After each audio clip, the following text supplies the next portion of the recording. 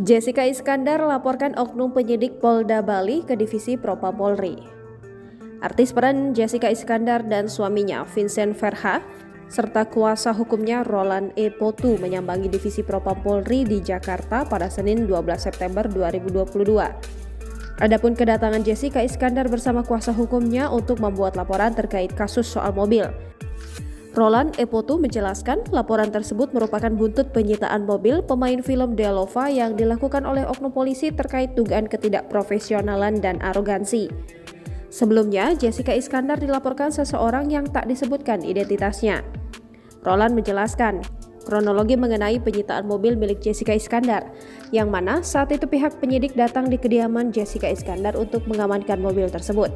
Roland menilai penyitaan tersebut tidak dilakukan sesuai prosedur, dan belakangan mobil itu juga dipinjamkan kepada seseorang yang berinisial IKS.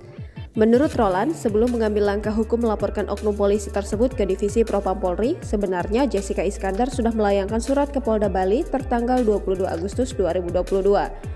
Namun surat tersebut tidak digubris sehingga langkah pelaporan ditempuh Jessica Iskandar. Roland berharap dengan laporan tersebut adanya keadilan untuk kliennya. Bahwa mobil B73DAR milik klien kami telah dipinjam pakaikan terhadap seseorang yang inisialnya IKS. Jangan lupa subscribe, share, komen, dan like ya!